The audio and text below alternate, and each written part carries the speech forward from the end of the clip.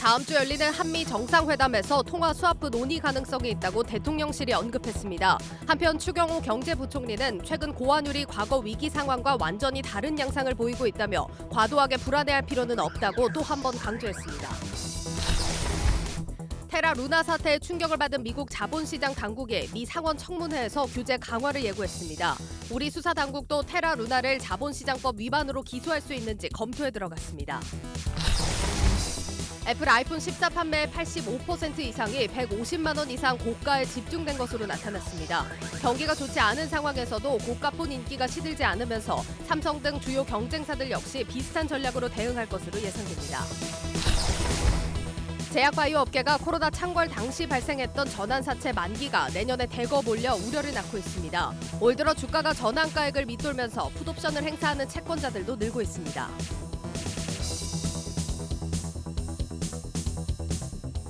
CPI 쇼크의 여진이 계속된 하루였습니다. 증시프리즘 홍원표 기자 나와 있습니다. 홍 기자, 코스피 2,400을 내주면서 사흘째 하락입니다. 그렇습니다. 오늘도 양시장 외국인과 기관이 순매도했고 개인만 6천억 원 가까운 물량을 받아냈습니다. 오늘은 환율이 장중 1,399원까지 올랐는데요.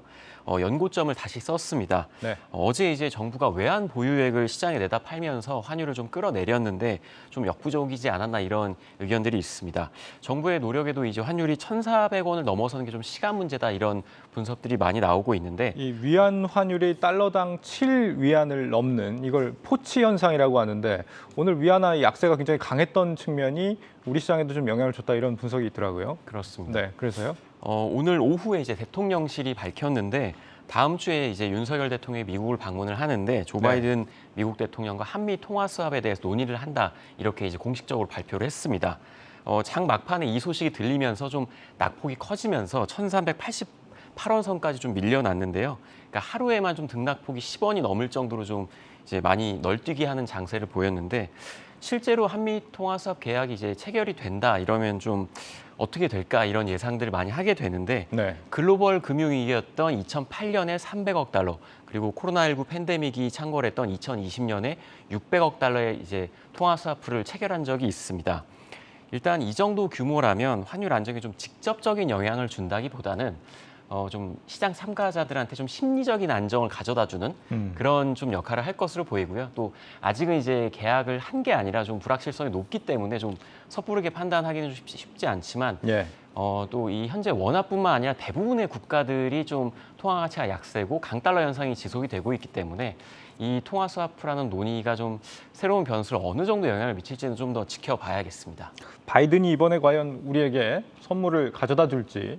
추경호 부총리가 오늘 또 지금 환율 상황 불안해할 필요 없다 이런 말을 했거든요. 그런데 그러면서 통화 스와프를 논의한다. 앞뒤가 좀 안 맞게 들립니다. SM 엔터테인먼트가 이수만 총괄 개인 회사와 결별을 선언했죠.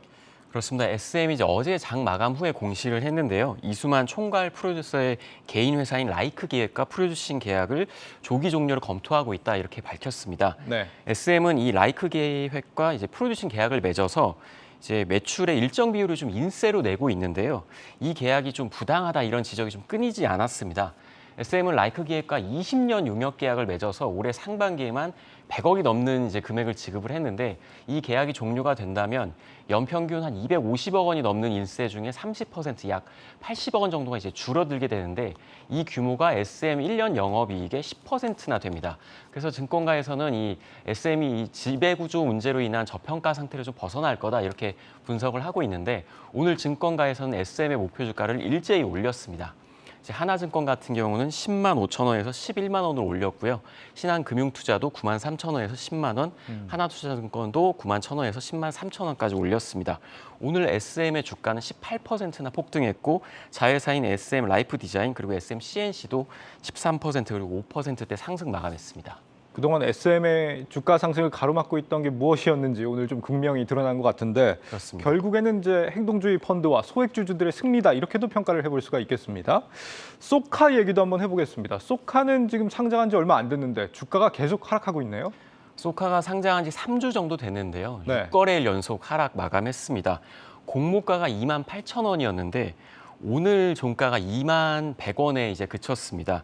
소카는 이제 IPO 당시에도 좀 고평가라는 이제 평가들이 많았는데 당초 공모가의 이제 희망 범위가 34,000원에서 45,000원이었습니다.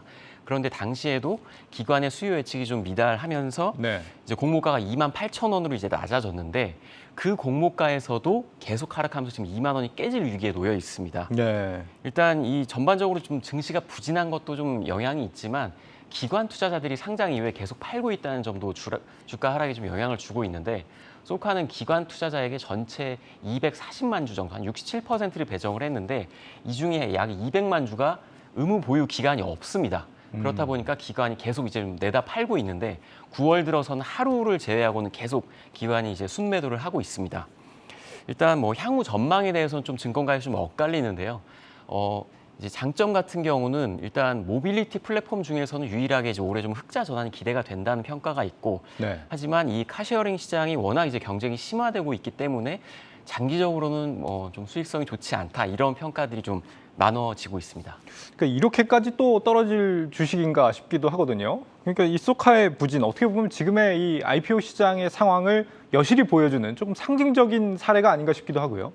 그렇습니다. 소카의 주가가 좀 이제 상장을 하고는 좀 오르지 않을까 기대하신 분들 있으실 텐데 네. 사실 뭐 최근에 이제 상장한 기업들이 상장 이후에 주가가 많이 미끄러지는 경우 굉장히 많습니다. 뭐 크래프톤이나 뭐 카카오뱅크, 카카오페이 같은 경우는 뭐 반토막이 났는데요. 일단 뭐 2020년 하반기부터 좀 이제 그때 이제 증시가 상승기일 때는 IPO 시장이 굉장히 뜨거웠는데 이제 지난해 말부터는 좀 거품이 빠지면서 이 IPO 시장이 좀 얼어붙었는데 그래서 이제 올해는 상장을 포기한 기업도 굉장히 많았고 이 배터리 분야를 제외하면 공모가를 낮춰서 이제 힘겹게 입성하는 그런 기업들이 많아졌습니다. 예. 당장 이제 이번 달에만 WCP나 오픈엣지 테크놀로지 같은 기업들이 이제 수요 예측을 했는데 기대에 좀 크게 못 미쳤다는 평가들이 있고요. 이렇게 신규 상장 종목들이 계속 부진하니까 IPO 예정 기업들도 이제 연말에 좀 어떻게 좀 행보를 가져가야 될지 굉장히 좀 부정적인 영향으로 좀 다가오고 있습니다. 알겠습니다. 다음 주는 어떤 일정이 있습니까? 역시 뭐 FOMC가 가장 초미의 관심사겠죠? 그렇으면 뭐 다음 주는 뭐 대부분 아시겠지만 FOMC가 이제 열릴 예정인데 이 FOMC를 앞두고 증시가 얼마나 버틸지 또 FOMC 기준금리 인상 폭에 따른 이제 증시가 어느 정도로 좀 조정을 받을지가 좀 관심사인데 예. 현지 시간으로 20일, 우리 시간으로 21일에 제롬 파월 의장의 좀 발언이 예정이 돼 있고 22일 우리 시간 새벽에 FOMC 이제 기준금리 인상 폭의 결과가 나오게 됩니다. 지금은 이제 75bp 인상이 좀 더 무게가 실리긴 하지만 8월 CPI가 워낙 안 좋게 나왔기 때문에 100bp 인상 가능성도 충분히 남아 있는 상황이고요. 그래서 좀 연준의 좀 고민이 깊어지고 있는 것 같습니다. 지금 뭐 75냐 100이냐 이 부분도 우리가 봐야 되겠지만 또 이제 4.5까지 정말 갈 것이냐 얼마나 앞으로 올릴 것이냐 이것도 이제 점도표를 통해서 좀 확인을 해봐야겠고요. 또 파월 의장의 어떤 시장에 대한 인식이 좀 달라진 게 없는지 이런 부분도 봐야겠습니다. 다음 주에 만약에 이제 FOMC가 금리를 올리게 되면 결과적으로 뭐 예상되는 건 한미 금리 격차 현실화될 수밖에 없습니다. 이 부분 환율에도 영향을 주겠는데요. 그렇습니다. 지금 이제 우리나라와 미국의 기준금리가 2.5%로 갔습니다. 그런데 다음 주 FOMC에서 최소 75bp가 인상이 되면 그 정도의 이제 한미 금리 격차가 발생을 하게 되고 그렇게 되면 뭐 자동적으로 좀 자금 유출 가능성이 높아지는 건데요. 일단 우리가 이제 올해 금통위가 2번 남았습니다. 10월과 11월에 남아 있고 네. FOMC는 이제 9월과 11월, 12월 3번 남아 있는데 이 금리 격차를 과연 이제 금통위에서 어떻게 좀 따라잡을 수 있을지 사실 그것도 하느니 좀 고민을 하게 될 것으로 보이고요. 그렇기 때문에 좀 원달러 환율의 상승이 이제 연말까지는 지속되지 않을까 이런 평가들이 굉장히 많습니다. 또 앞서 전해드린 대로 이 한미 정상회담이 열릴 텐데 이 환율, 통화 스와프와 관련한 좀 어느 정도 계약 규모가 체결될지 좀 지켜봐야겠습니다. 네, 여기까지 듣겠습니다. 증시 프리즘 홍원표 기자였습니다.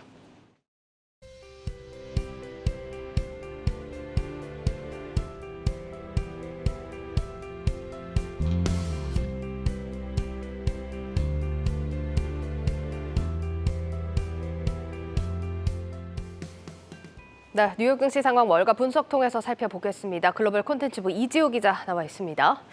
이 기자, 어제 역시나 저희가 짚어봤던 대로 전날의 반등을 좀 이어가지는 못하는 모습이었어요, 뉴욕 증시. 네, 맞습니다. 이 간밤 뉴욕 증시의 주요 지수는 좀 일제히 하락하는 모습을 보였습니다. 네. 주요 지수를 보시면 다우 지수가 0.56% 하락한 것을 비롯해서 S&P 500이나 나스닥 모두 떨어지는 모습을 보였습니다. 이 장 초반만 해도 시장 예상으로 또는 소비 지표의 영향으로 오르는 모습을 보였지만 투자 심리를 억누른 것은 이날도 역시 미국 연방준비제도의 공격적인 긴축에 대한 우려였다고 평가할 수 있겠습니다. 그럼 간밤 흐름에 좀 영향을 줄 만한 새롭게 나온 이슈들이 있었나요? 네, 있었습니다. 미국의 지난주죠. 그러니까 9월 4일부터 10일까지의 신규 실업수당 청구 건수가 나왔는데요. 네. 이 보시는 것처럼 21만 3천 건으로 5주 연속으로 좀 하락하는 모습을 보였습니다. 네. 실업수당 청구 건수가 이렇게 낮은 수준에 머물고 있다는 것은 노동 수요가 여전히 강하다 이렇게 해석할 수가 있겠습니다. 다시 말해서 연준이 긴축을 하는데 더 용이한 상황이라는 거겠죠.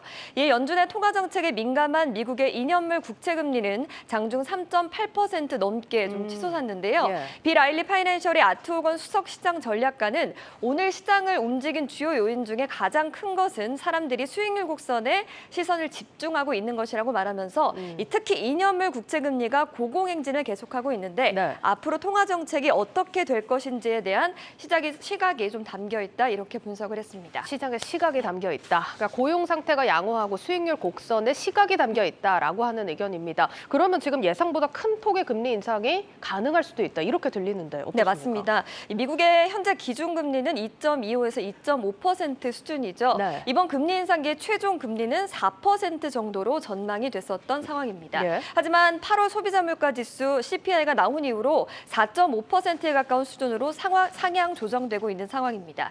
일각에서는 최종 금리가 5%에 달할 것이라는 전망도 나오고 있는데요. 매튜 르체티 도이체방크 수석 이코노미스트는 내년 초에 연준 금리는 4.5% 이상일 것이라면서 개인 소비 지출, PC 근원 물가가 4.5% 이상일 가능성이 높다 이렇게 말했습니다. 그러면서 최종 금리는 이보다 더 높아야 할 것이라고 설명을 했는데요. 5% 근방의 금리가 더 적절할 것이다 이렇게 내다봤죠. 네, 5%까지 얘기가 나오고 있는 상황인데 이렇게 되면 9월 FOMC 인상폭도 뭐 기존의 예상보다는 훨씬 더 보수적으로 봐야겠네요. 네, 그렇습니다. 9월 FOMC 정례회의에서 이제는 금리를 0.5%포인트 인상할 것을 논의하는 것은 사실상 좀 무의미해졌다. 예, 맞아요. 이렇게 볼 수가 있겠습니다. 현재로서는 최소 0.75%포인트 인상이 유력한데요. 1%포인트의 울트라 스텝을 예상하는 의견도 역시 많아졌습니다. CME 패드워치에 따르면 1% 인상에 베팅하는 의견 보시는 것처럼 24%에 이르는 상황입니다. 예, 지금 뭐 75bp 인상 전망이 더 많다고는 하지만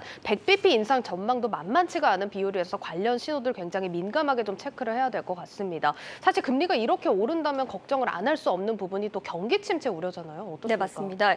사실 금리 수준이 이 정도로까지 오르면 경기 침체에 대한 공포, 시장에서는 피해가기 어려울 수 있습니다. 네. 실제로 현지 시간 15일 세계은행은 보고서를 통해서 전 세계 중앙은행들이 동시다발적으로 금리를 인상하고 있다면서 이것이 2023년 세계 경제가 경기 침체를 향하게 하고 있다 이렇게 분석을 했습니다. 또 앞서서 캐시우드 아크 인베스트먼트 CEO나 일론 머스크 테슬라 CEO, 또 월가의 신채권왕으로 불리는 인물이죠. 제프리 건들락, 더블라인 캐피털 CEO 모두 금리 인상이 디플레이션을 초래할 것이다. 좀 이렇게 경고하고 나선 상황입니다. 예, 지금 뭐 분석이 나오고 있지만 당연한 얘기지만 시장의 타격을 좀 피해갈 수는 없겠네요. 네, 맞습니다. 이 월가의 거물 투자자로 불리는 레이 달리오는 금리가 4.5%로 오르게 되면 주가의 20%가량 부정적인 영향을 미칠 것이다. 이렇게 전망을 하면서요. 예. 인플레이션에 대한 투자자들의 기대가 현재는 너무 낙관적이다. 이렇게 경고를 했습니다.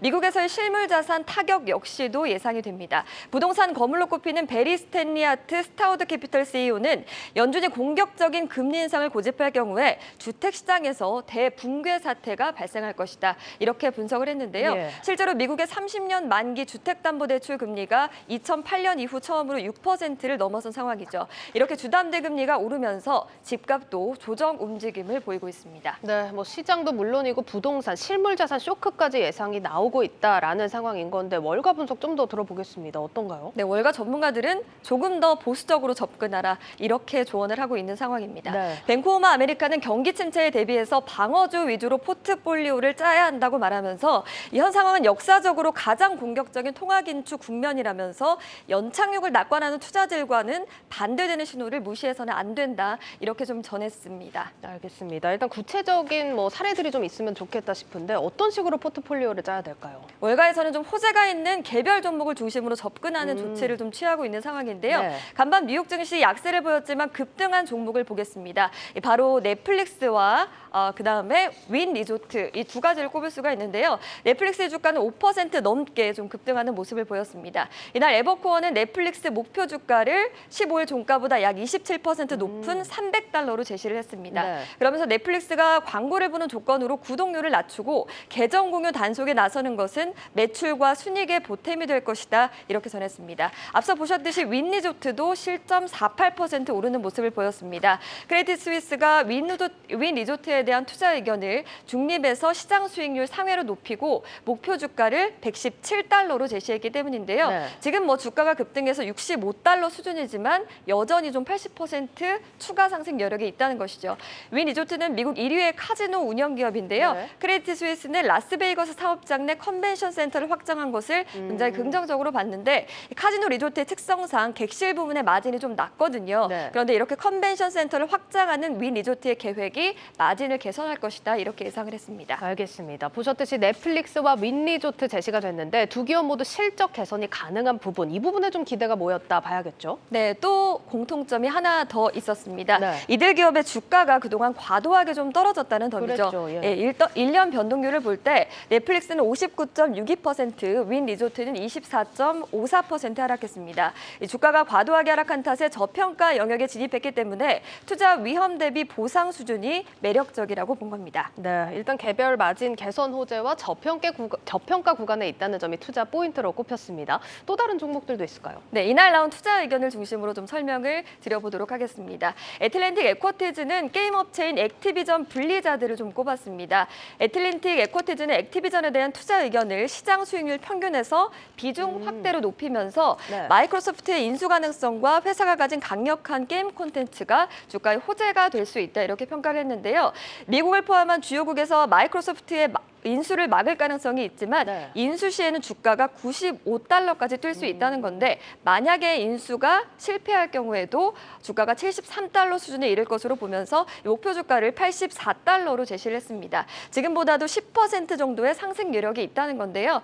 인수가 무산되더라도 앞으로 매출에 반영될 신작이죠. 콜 오브 듀티, 모던 워페어 2, 오버워치 등에 대한 기대감이 있기 때문으로 풀이가 됩니다. 예, 지금 어려운 장이지만 오늘 좋은 평가가 나왔던 넷플릭스, 윈 리조트, 액티비전 블리자드 꼼꼼히 살피셔서 포트폴리오 재편에 도움이 되셨으면 좋겠습니다. 고웨스트 이지호 기자였습니다.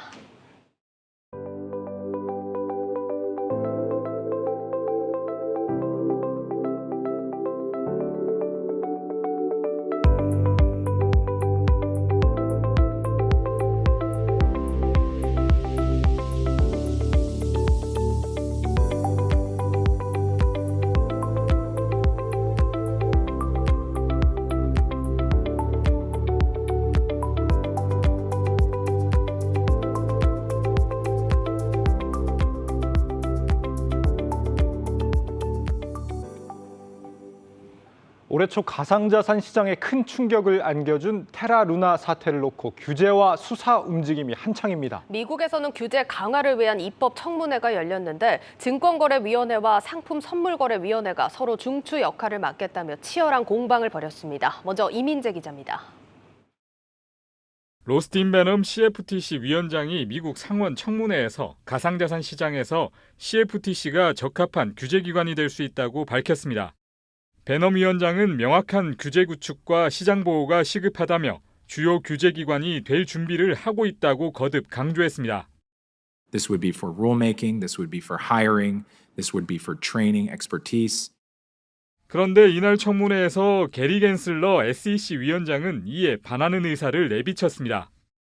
갠슬러 위원장은 만개 토큰 중 대부분이 유가증권이라고 생각한다며 발행사에 암호화폐를 증권으로 등록하고 규제하도록 요청할 것이라고 말했습니다. 이어 시스템 업그레이드를 한 이더리움이 증권인지에 대해 살펴봐야 한다는 입장을 보였습니다. 대립각을 세우는 이유는 갈수록 커지는 가상자산 시장을 담당하는 주요 기관으로 주도권을 잡기 위한 것입니다. 시장은 이를 두고 가상자산 규제 슈퍼볼이라며 누가 승리를 가져갈지 촉각을 기울이고 있습니다. 업계는 증권법 적용으로 규제가 더욱 세질 것으로 예상되는 SEC보다는 CFTC가 우위를 점하는 것이 시장에 친화적일 수 있다는 전망이 나옵니다. 현재까지는 CFTC가 우세하다는 분석입니다. 올해 미국에서 CFTC에 권리를 부여하는 법안이 다수 발의됐기 때문입니다. 다만 두 기관의 대격돌 등으로 규제 마련에 속도가 붙는 것에 대해서는 의견이 엇갈립니다. 다수 토큰이 증권형으로 분류될 수 있다는 점과 등록, 보고 의무 등 마련으로 시장에 부정적인 영향을 줄 수 있다는 우려가 나옵니다. 다른 한편에서는 제도권 진입이 긍정적이란 평가가 제기됩니다.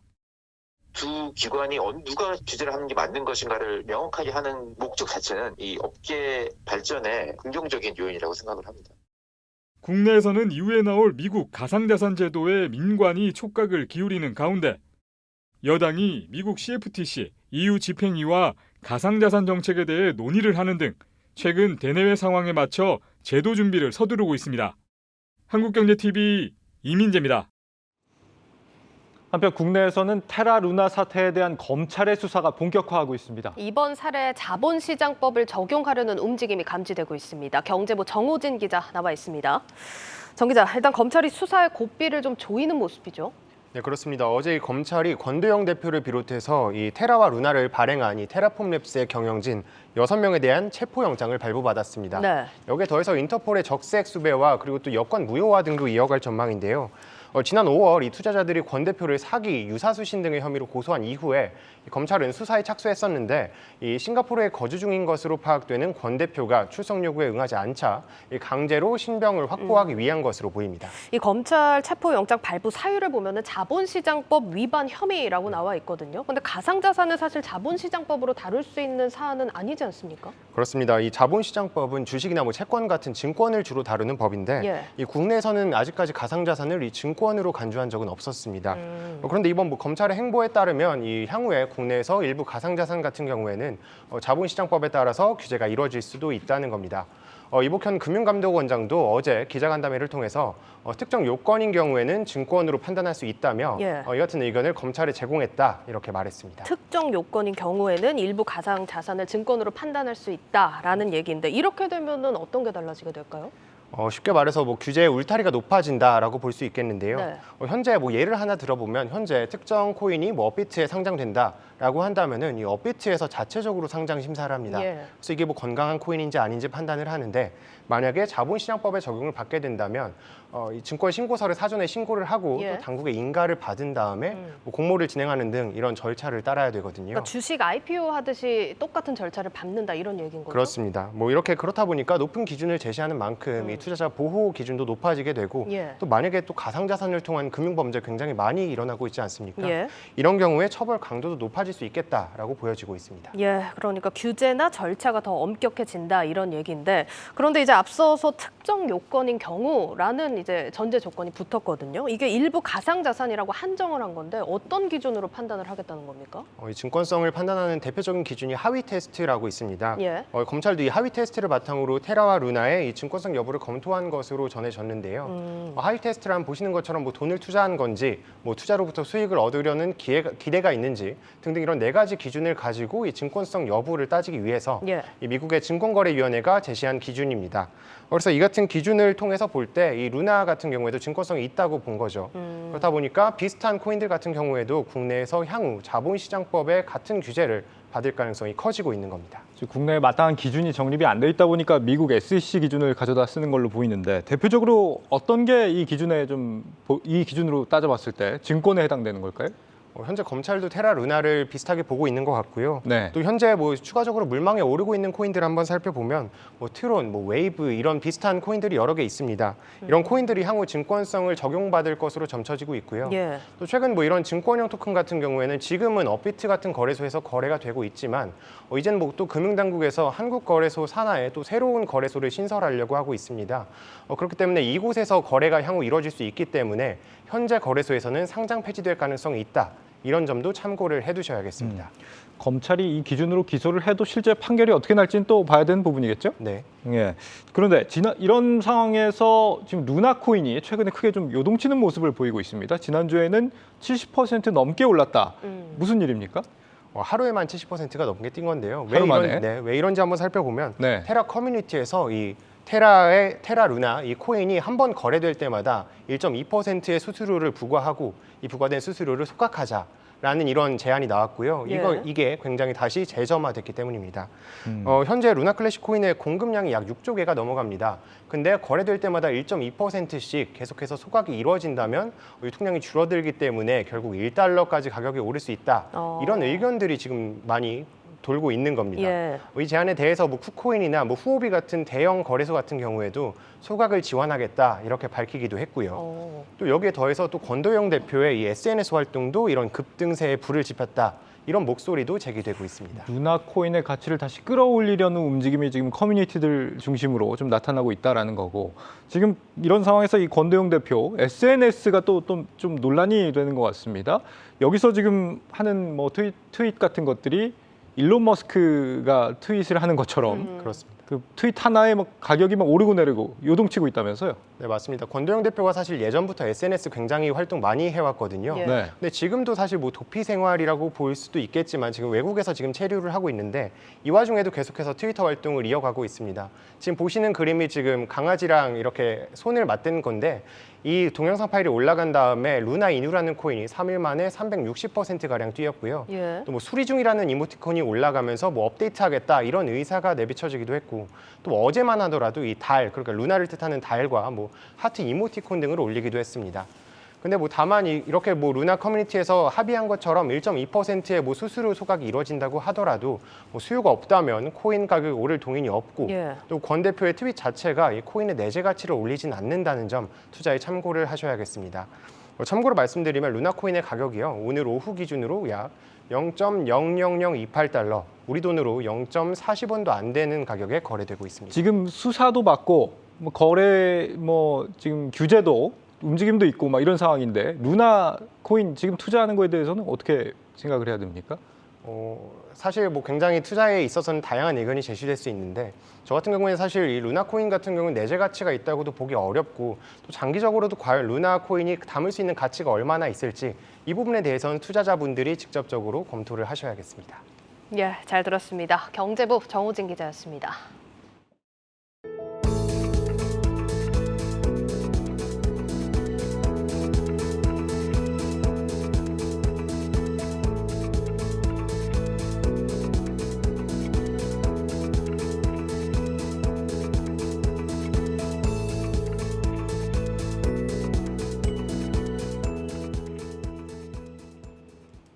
애플의 신제품 아이폰 14 시리즈가 고가 모델은 잘 팔리는 반면 전체 판매량은 저조한 것으로 나타났습니다. 네, 미국 현지 시간으로 오늘부터 1차 출시국에서 판매가 시작이 되는데 비쌀수록 잘 팔리는 불황의 역설, 산업부 정재훈 기자와 살펴보도록 하겠습니다. 정 기자, 일단 아이폰 14 공개 당시에는 평가가 아주 좋았던 걸로 알고 있는데 지금은 분위기에 좀 살짝 변화가 있는 것 같아요. 그렇습니다. 이제 어떤 말씀하신 것처럼 좀 좋게 잘 팔리고 있다라는 네. 의견과 뭐 전체 판매량이 좀 잘 안 나온다 이런 다른 의견들이 좀 공존하고 있는 상황입니다. 왜 그러냐면요. 혹시 애플 이벤트 보셨습니까?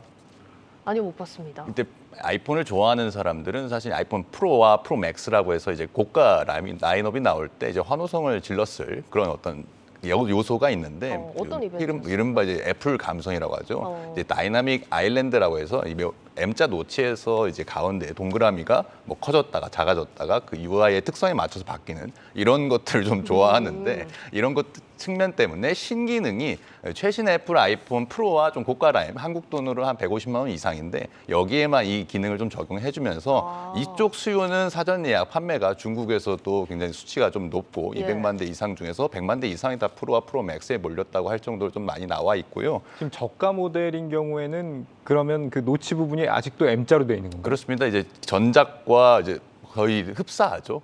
바뀐 게 이제 디자인에서는 크게 없습니다. 그렇기 네. 때문에 대부분의 사전 예약 물량이 아이폰 프로와 프로 맥스 모델에 몰려 있다고 그래서 이쪽만 많이 팔리기 때문에 그럼 전체 판매량 자체는 저조해지는 게 아니냐 네. 이런 좀 의견들이 분분한 상황입니다. 예. 실제로 이제 애플 전문가죠. 우리가 많이 인용하는데 거밍치라고 이제 대만 애널리스트가 있는데 이분이 얘기를 하기를 중국에서 사전 주문 물량을 이제 할당량을 조사해 봤더니 85% 이상이 이제 프로와 프로 맥스에 몰려 있었다라고 있다라고 전하기도 했고요. 실제로 지금 조금 최근에 들리는 공급망 쪽에서 들리는 소식들을 접하면 아이폰이 사실 이제 오늘부터 현지 시간 미국 기준으로 이제 공식적으로 출시가 되는데 네. 중국에서도 1차 출시국이잖아요. 예. 중국에서도 이제 웃돈을 뭐 인기 모델 딥퍼플 아이폰 프로 맥스 모델 같은 경우에는 약 한국 돈을 한 80만 원 정도 웃돈을 얹어서 이제 주문할 정도로 공급이 좀 딸린다는 얘기가 좀 나오기도 하고요. 예. 또 이제 애플이 벌써부터 이제 국내 부품사 뭐 삼성 디스플레이나 LG 이노텍 같은 이제 애플에 공급을 하는 회사들이 있잖아요. 증산하기 위한 프로와 프로 맥스 모델을 증산하기 위한 어떤 부품 발주를 논의하고 있다는 소식도 좀 들리긴 합니다. 이제 신기능이 이렇게 좀 뜨겁게 여기 프로와 프로 맥스 모델에 몰려있기 때문에 이런 현상이 나오는데 반면에 이번에 새롭게 내놓은 아이폰 플러스, 14 플러스라는 모델이 있습니다. 그러니까 일반 모델에서 화면만 키운 모델인데 네. 이게 지난해까지 나왔던 미니라고 해서 한 손 안에 들어오는 이런 제품이 예. 있었는데 여기서 이제 좀 발전된 발전한 거네요. 모습이거든요. 근데 이것은 오히려 작년에 미니보다도 좀 팔리지 않는다 이런 얘기가 나오고 있습니다. 확실히 좀 경기 둔화의 여파가 이제 전체 판매량을 감소로 나타나고 있다 이런 부분은 좀 분명해 보이는데 그런 와중에도 프리미엄 제품은 좀 잘 나갈 것이다. 전문가들이 예측을 했던 그 소비의 양극화 이 부분도 딱 들어맞았습니다. 결국에는. 그렇습니다. 이제 기능이 이제 좀 좋은 제품에 많이 몰려있기 때문에 그런 건데요. 사실 인기의 비결이라고 하면 여러 가지를 뽑을 수 있는데 뭐 기능에 초점을 맞출 수도 있고 사실은 애플도 미국 기준, 달러 기준으로는 가격을 동결했기 예. 때문에 이런 인기가 계속 이어졌다라는 의견도 있습니다. 예. 이제 가격이 같아도 이제 물가 상승으로 소비자 구매를 좀 적어졌을 수도 있는데 이렇게 현상이 발생하는 거죠. 이제 저렴한 모델과 비싼 모델의 가격 차이가 용량에 따라서 이제 $800 그리고 우리 돈으로 100만 원 넘게 차이가 납니다. 그럼에도 소비자들은 기왕 쓰는 거 좀 더 좋은 제품을 쓰자. 이제 휴대폰이 뭐 예전에는 이제 뭐 스마트폰이 필수품이 됐다는 말은 이제 되게 오래된 말이잖아요. 네, 휴대폰이 하나의 이제 개성템, 그러니까 나만의 어떤 정체성을 드러낼 수 있는 그런 아이템으로 좀 소비가 되는 모습인데 실제 우리나라에서도 이런 비슷한 양상이 나타나고 있거든요. 현장에서 양현주 기자가 좀 목소리를 들어봤습니다. 원자재 가격 상승과 달러 강세로 최근 스마트폰 가격이 크게 올랐습니다. 하지만 소비자들은 비싼 스마트폰 구매를 꺼리지 않습니다. 중장년층의 경우 스마트폰이 매일 사용하는 필수품이기 때문에 어느 정도 가격 상승을 감내할 만하다고 말합니다. 당연하다고 생각해요. 왜냐하면 사회생활 하다면은 그 핸드폰이 필수 불가결의 물품이니까 이용 안 하지 않을 수가 없다 이거지. 스마트폰 신제품에 민감한 젊은 세대는 스마트폰이 개성을 표현하는 수단이라고 설명합니다. 아무래도 휴대전화는 이제 그 단순 생필품이라기보다는 액세서리의 영역이라고 생각을 해가지고 좀 자기 개성을 드러내는 제품들이 더 많아지기도 하고. 가장 좋은 제품을 쓴다는 만족감을 고려하면 감내할 만한 가격이라는 의견도 있습니다. 프로를 사는 이유가 그 나온 그 모델 라인 중에서도 가장 높은 걸 사고 싶은 그런 사람들의 마음을 잘 공략하기도 했고 마케팅이 기능적으로도 최고를 쓰고 싶은 마음에 그런 걸 선택을 하는 것 같아요. 최근 출시된 아이폰 14 시리즈의 가장 낮은 기종과 가장 높은 기종의 가격 차이는 북미 기준 최대 $800, 한국 기준으로 125만 원에 달합니다. 그런데 초기 사전 예약 대부분의 수요가 상위 모델인 프로와 프로 맥스에 몰릴 것으로 예상됩니다. 최근 몇 년간 고가 모델의 수요가 쏠리는 현상은 심화돼 왔는데 제조사는 이런 현상을 적극 활용하고 있습니다. 상위 모델 성능을 대폭 개선하는 이른바 끝나누기를 통해 소비자들의 수요 심리를 자극했습니다. 전체 판매량이 늘지 않더라도 비싼 모델을 많이 팔아 수익을 남기겠다는 겁니다. 실제로 상위 모델 판매 비중은 최근 몇 년 동안 꾸준히 늘어나고 있습니다. 비싸도 사겠다는 소비 심리에 고가 스마트폰 시장에서 점유율을 늘리기 위한 제조사 간 경쟁도 치열해질 전망입니다. 한국경제TV 양현주입니다. 사실 뭐 요즘 나오는 새 제품들은 예전처럼 눈에 띄는 큰 변화가 있는 게 아니기 때문에 한 번 좋은 걸 사서 좀 오래 쓰는 그런 소비 행태가 더 강화되는 것도 같습니다. 네, 일단 애플의 스펙 몰아주기 전략이 좀 주요했다라는 걸 알 수 있는 부분인데 국내에서도 사실 현재 뭐 이런 전략을 쓰고 있는 기업들이 많지 않습니까? 그렇습니다. 이제 아무리 경기가 침체했다고 해도 뭐 지갑 사정이 막 크게 변하지 않고 이제 대외 환경이 바뀌고 뭐 물가가 상승하는 등 하기 때문에 사실 소비라는 건 선택의 영역이잖아요. 내가 어떤 걸 줄이면은 어떤 거에 또 또 지출을 크게 할 수 있고 그러니까 소비자가 어떤 선택을 하고 기업은 그 소비자의 선택을 어떻게 효과적으로 전략을 맞추느냐가 좀 주요하거든요. 예. 예를 들어서 이런 현상은 좀 우리나라 가전제품, 그러니까 우리나라 기업들의 가전제품에서 좀 드러나는 모습입니다. 뭐 크게 삼성전자와 LG전자가 있죠. 네. 예를 들어서 좀 TV의 경우를 보면요. 올해 경기 침체로 전 세계 TV 출하량이 2억 한 879만 대가 예상되는데 이는 이제 지난해보다 이제 2.2% 정도 줄어든 수치입니다. 예상치대로라면 올해 TV 출하량은 12년 만에 가장 낮은 기록을 이제 기록할 전망인데 실제 상반기 TV 전체 판매 금액을 보면 지난해 같은 기간보다 12.5%가 좀 줄어들었습니다. 근데 이제 상반기 실제 판매 데이터를 보면요, 이 프리미엄 제품군에서는 조금은 다른 양상을 보여줍니다. 네. 삼성 QLED 여기도 이제 QLED 라인업은 좀 프리미엄 제품이라고 평가를 받는데 프리미엄 QLED TV의 판매량은 같은 기간에 16.3% 증가했고요. LCD보다 이제 몇 배 비싼 OLED TV 같은 경우에도 출하량이 실제로 전체 글로벌로 봤을 때 저렇게 늘어난 모습을 볼 수 있고요. 네. 이에 따라서 이제 72인치 이상 LG OLED TV 같은 경우에는 판매량이 상반기에 17% 정도 증가했다고 합니다. 또 최근에 이제 LG전자 같은 경우에는 뭐 차값에 비교되기도 하는데 수천만 원짜리 이제 98인치 LED OLED TV를 출시를 하면서 좀 주목을 받았는데 판매량이 줄어드는 것은 이제 피할 수 없다면 수익성이라도 높여서 어떤 실적을 방어하자 뭐 이런 전략으로 해석할 수 있겠습니다. 가전도 그렇고 뭐 자동차 쪽도 사실 비슷하잖아요. 여기는 뭐 수요 쪽 이유라기보다는 반도체 공급 쪽 요인이긴 하지만 이렇게 이제 고가 제품 위주로 파는 기업들은 또 어떻게 보면은 이 가격 결정력이 좀 높은 기업들 위주로 이런 전략을 쓰는 것 같다 이런 생각도 듭니다. 예, 그리고 뭐 누구보다 이번 애플의 성과를 좀 유심히 보고 있을 게 삼성전자 아니겠습니까? 앞으로 좀 비슷한 행보를 보이지 않을까 싶은데 어떨까요? 그렇습니다. 이제 애플의 제품 전략은 사실 국내 업체, 뭐 특히 삼성전자 같은 스마트폰을 사실상 지금 전 세계에서 라이벌 기업이죠. 예. 삼성전자에 큰 영향을 미치는데요. 예를 들어서 이제 아이폰 11 시리즈 때 사실 아이폰 10이 나온 이후에 그 애플이 항상 고가 정책을 좀 써왔었던 때였거든요. 근데 아이폰 11 시리즈도 당연히 엄청 비싸게 나올 거라고 시장에서 모두가 예상을 하고 있었는데 되게 $677로 당시에 출시를 했던 것 같은데 저렴했군요. 일반 모델을 그렇게 해서 예상을 깨고 이제 그 후부터 스마트폰 브랜드들이 좀 저렴한 가격 경쟁을 시작했던 때가 있었습니다. 네. 그만큼 어떻게 보면 애플의 제품 전략은 이제 스마트폰 업계에서는 바로미터가 될 수 있기 때문에 좀 주요하다고 볼 수 있는데 이번 극단적인 이제 금 나누기 전략도 성공한다면 당장 삼성도 내년에 이제 갤럭시를 출시하면서 참고를 할 수밖에 없는 상황이 되겠죠. 실제로 네. 성공한다면 애플의 경우에는 일반적으로 이제 전 세계에 제품을 공급하는 올해 하반기, 그러니까 이제 10월, 11월, 12월 이때가 중요한데요. 여기 애플의 회계연도 기준으로 이제 1분기입니다. 이때 이제 실적에서 신제품의 성공 여부가 드러나는데 이제 작년과 재작년의 4분기 실적 보면 우리 돈으로 다 100조 원 넘게 매출을 올렸었습니다. 예. 그러니까 엄청 어마어마한 수치를 기록했기 때문에 올해 하반기, 올해 4분기에도 이런 실적을 좀 뛰어넘는다면 애플의 이런 극단적인 금나누기 전략이 좀 이런 불황 속에서 우수한 제품 판매 전략이 될 수 있었다라고 평가를 할 수 있겠죠. 네, 잘 들었습니다. 산업부 정재훈 기자였습니다.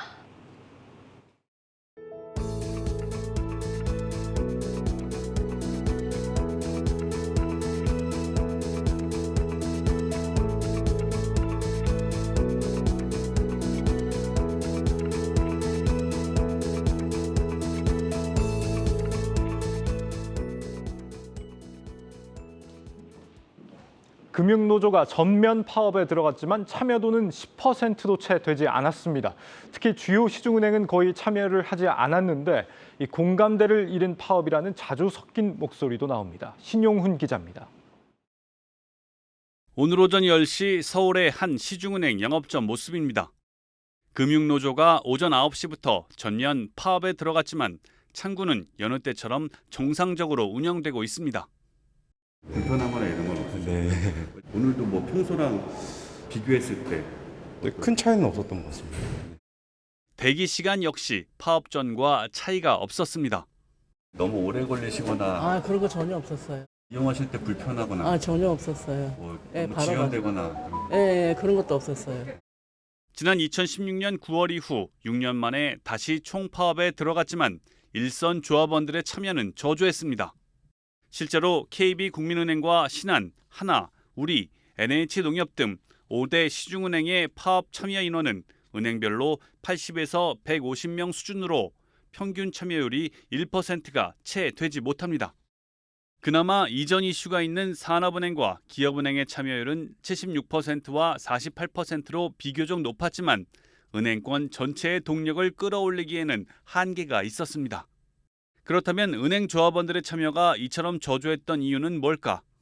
노사 쟁점 현안에 대한 공감대가 확산되지 못한 데다 당장에 처리해야 할 업무가 쌓여있기 때문입니다.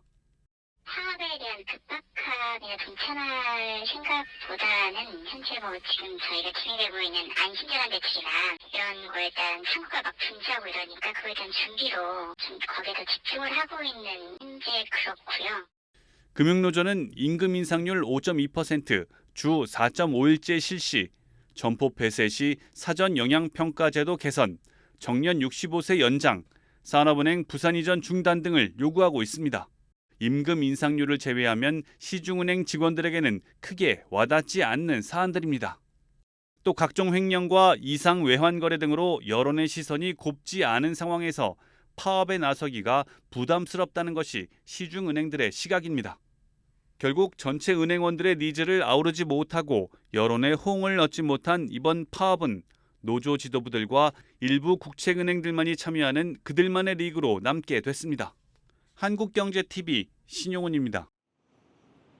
아시아에서 가장 큰 규모의 모터 스포츠 시설이 충남 태안에 문을 열었습니다. 모터 레이싱 성지로 불리는 독일의 뉘르부르크링처럼 이 고성능 자동차를 직접 체험해 볼 수 있고 최고 시속 250km까지도 속도를 낼 수 있다고 하는데 새로운 레저 트렌드를 주도할 거란 기대감이 뜨겁습니다. 신재근 기자입니다. 고성능 브랜드 아반떼 N 한 대가 38도로 기울어진 고속주회로를 빠르게 질주합니다. 최고 속도는 일반 도로였다면 불가능했을 시속 250km에 달합니다. 현대자동차가 충남 태안에 만든 주행 체험센터인데 고속주행뿐만 아니라 드리프트와 오프로드 등 주행 코스만 8개에 달합니다.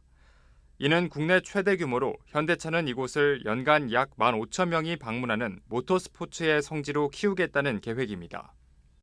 HMG 드라이빙 익스피리언스 센터는 미래 모빌리티의 가능성을 고객의 일상으로 실현하고자 하는 현대자동차 그룹의 의지를 담고 있습니다. 아시아 최대 규모 최고의 주행 코스를 보유한 이곳 센터는 방문객들에게 새롭고 혁신적인 드라이빙 경험을 제공할 예정입니다. 현대차는 정의선 회장이 각별한 관심을 갖고 있는 모터스포츠 대회에도 심혈을 기울이고 있습니다. 현대차는 지난 2019년에 이어 2020년에도 월드랠리 챔피언십 WRC에서 우승하며 2년 연속 제조사 부문 챔피언 자리에 올랐고 지난주 열린 WRC에서도 우승했습니다. 이는 고스란히 고성능 차량 N모델의 성능 향상으로 이어지고 있습니다. 드라이빙 센터가 없어서 아쉬운 부분이 있었는데 완성도를 높이는 최종 작업이 드라이빙 센터의 오픈이라는 것이 상당히 중요한 박자라고 볼 수가 있습니다. 현재 현대차 고성능 사업부는 벨로스터와 아반떼 N 모델 등을 양산 중이고 내년에는 첫 전동화 모델인 아이오닉 5N을 출시할 예정입니다. 이번 드라이빙 센터 개관을 계기로 국내 모터스포츠에 대한 관심이 높아질 것이란 기대도 나옵니다. 그동안 국내 모터스포츠 시장 규모는 홍보와 시설 부족 등의 이유로 세계 시장에서 차지하는 비중이 거의 0에 가까웠습니다. 현대차가 드라이빙 센터를 통해 차량 성능 향상과 모터스포츠 홍보 두 마리 토끼를 모두 잡을 수 있을지 주목됩니다. 한국경제TV 신재근입니다. 국내 해운업계가 업황이 부진한 상황에서도 공격적인 투자를 감행하고 나섰습니다. 코로나 기간 거둔 막대한 수익을 바탕으로 미래 10년을 준비한다는 각오입니다. 전효성 기자입니다. 해운업계는 코로나 기간 기록적인 실적을 썼습니다. 대표 해운업체인 HMM은 2020년 흑자 전환에 성공했고 올해 상반기에만 6조 원 넘게 벌어들였습니다. 하지만 최근 해상운임이 급락하며 상황이 급반전되고 있습니다. 글로벌 공급망 이슈가 해소되는 분위기인데다 경기 침체 우려까지 더해지며 해상운임 지수가 올해 초에 절반 수준까지 떨어진 것. 이 같은 우려가 선반영되며 HMM의 주가는 주가 수익 비율의 0.85배 수준까지 내려왔습니다. 기업 가치가 최근 1년간 벌어들인 수익보다도 낮은 셈입니다. 이처럼 코로나로 인한 잔치는 끝났다는 평가가 나오고 있지만 해운업계는 오히려 공격적 투자로 활로를 찾고 있습니다. 당장 경기 악화는 피하기 어려워도 최근에 거둔 수익을 기반으로 미래 10년을 내다보는 투자에 나선다는 겁니다. 먼저 HMM은 현재 29척인 벌크선을 2026년 55척까지 늘려 컨테이너선과 벌크선의 매출 비중의 균형을 찾는다는 구상입니다. 과거 HMM은 벌크선 매출이 40%에 달했지만 법정 관리를 거치며 벌크선 사업을 정리해 현재는 컨테이너선 매출이 95%를 차지합니다. 원자재를 주로 실어 나르는 벌크선은 컨테이너선보다 경기 위축의 영향을 덜 받아 해운 시황이 악화될 때 대안이 될 수 있다는 평가를 받습니다. 이와 함께 HMM은 해상 디지털 기능을 강화하고 터미널과 물류 창고를 매입해 종합 물류 기업으로 거듭나겠다는 구상입니다. HMM이 이 같은 중장기 투자에 활용할 자금은 약 15조 원 규모입니다. 글로벌 선도 기업으로 저희 비전을 설정했습니다. 단지 해운뿐만이 아니라 해운과 항만 그리고 물류를 아우르는 최첨단 물류 솔루션과 친환경 운송 서비스를 제공해 또 다른 해운 기업인 페노션도 대규모 투자에 박차를 가하고 있습니다. 페노션은 지난 8월 2척의 액화 천연가스선 신규 투자를 결정했고 최근에는 배 3척에 대해 장기 대선 계약을 맺었습니다. 해운 산업 전망이 꺾이는 상황이지만 2조 원에 달하는 투자를 통해 다시 찾아올 해운업 호황을 미리 준비하는 셈입니다. 불황이 오더라도 어느 정도 이게 고객을 유치할 수 있는 경쟁력이 필요한 거 아니냐. 그래서 사업을 확장을 해서 좀 더 다양한 서비스를 제공하면 본업의 경쟁력도 올라간다. 실적 피크아웃을 지나는 해운업계가 공격적 투자를 앞세워 불황을 딛고 재도약할 수 있을지 시장에 관심이 모입니다. 한국경제TV 전유성입니다.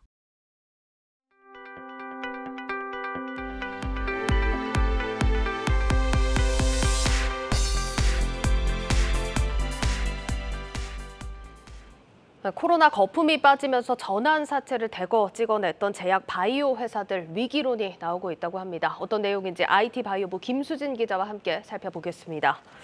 김 기자, 요즘 제약 바이오 쪽 분위기가 좋진 않습니다. 이게 어느 정도입니까? 네, 일단 이런 객관적인 지수가 하나 있는데요. 예. 의약품 제조업이나 정밀의료 산업에 속하는 산업군으로 종목으로 구성된 시가총액 방식 지수부터 살펴보시겠습니다. 네. 이게 KRX 헬스케어 지수라는 건데요.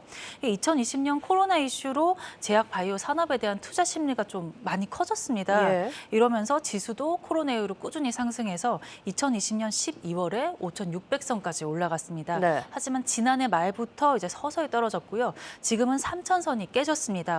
오늘 기준으로 한 2,700선까지 내려갔습니다. 지금 보시고 있습니다만 지수가 가장 높을 때랑 비교하면은 시가총액 거의 절반인 수준입니다. 이게 투자 심리가 많이 꺾였네요, 생각보다. 네, 코로나가 아직 유행 중이긴 하지만 그래도 네. 거품이 꺼졌다는 그런 이야기들이 많이 있습니다. 예. 코로나 유행 당시에 제약 바이오 업계가 IPO에 좀 실패하는 등 큰 신뢰를 주지 못했다는 이유도 있고요. 예, 보시는 분들도 이런 사유에 대해서는 이해를 하실 거라고 생각을 하는데 관련해서 전환 사채를 많이 발행했던 일부 이제 회사들에서는 자금난이 예상되는 상황이라면서요? 네, 아무래도 주식으로 전환할 수 있는 전환사채를 주가도 좋고 투자도 잘 되던 시기에 높은 가격으로 대거 발행한 회사들이 꽤 많이 있습니다. 네. 한 2020년에서 2021년 동안 국내 바이오 기업들이 발행한 전환사채 총액만 3조 1,650억 수준입니다. 예. 보통 3년 만기가 많으니까요. 내년이 관건입니다. 그렇겠네요. 근데 주가가 많이 빠진 상황에서 사실 제대로 이게 상환이 될지 좀 의문이 드는데 어떻습니까? 네, 아무래도 올해 말부터 해서 내년이 되면은 전환사채를 발행한 기업들이 자금난이 대거 예상된다. 그런 의견들이 있는 상황이고요. 네. 또 시간이 지나서 조기 상환이 가능해지면서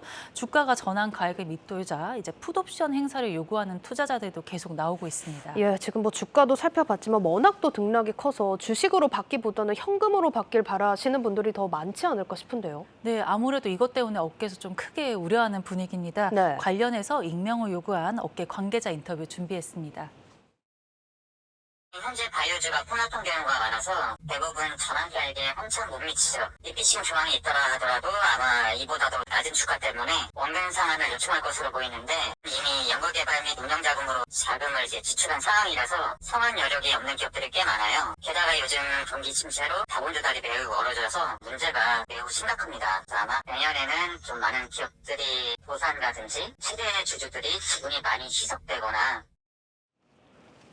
네, 업계 관계자 이야기 인터뷰 들어봤는데 상황은 어떤지 좀 파악이 됐습니다. 근데 이게 제약 바이오 기업들 중에서 최근에 이 전환사채를 조기 상환하겠다 이렇게 공시한 기업들이 있다면서요? 네, 꽤 많이 있는데요. 예. 뭐 카나리아 바이오라든가 크리스탈 지노믹스라든가 EDCC 등이 대표적입니다. 예. 우선 이 기업들은 상환 여력과는 무관하게 조기 상환을 공시한 곳들임을 밝혀드리고요. 예. 카나리아 바이오 같은 경우는 지난 13일 2,956억 원어치 전환사채 조기 상환을 공시했습니다. 규모가 꽤 큰데 다음 날 동일한 규모로 신주 인수권 공시를 냈고요. 크리스탈 지노믹스는 지난 8월 21억 원어치 전환사채 조기 상환을 공시했습니다. EDGC 같은 경우 2월이랑 5월에 이어서 지난 8월에 121억 원을 조기 상환한 바가 있고요. 예. 그 외에도 이제 조기 상환을 공시한 다양한 회사들이 있고 아직 조기 상환까지는 아니더라도 뭐 헬릭스미스 같이 계속 전환가액을 조정, 그러니까 리픽싱을 해서 그렇게 계속 리픽싱 중인 제약 바이오 기업들이 많이 있습니다. 네, 뭐 상환 공시가 나왔다니 다행이긴 한데 이게 뭐 회사 입장에서는 자금이 이렇게 크게 좀 빠지게 된다면 앞으로 좀 미래 보장이 좀 어렵지 않을까 하는 우려도 듭니다.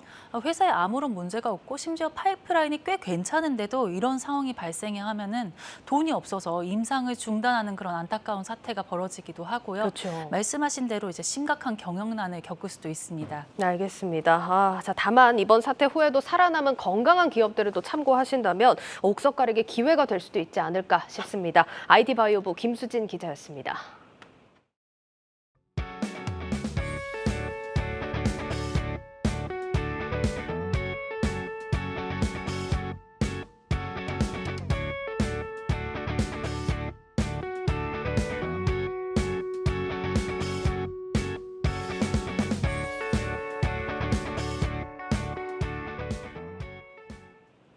뉴스플러스 오늘 준비한 소식 여기까지입니다. 여러분 고맙습니다.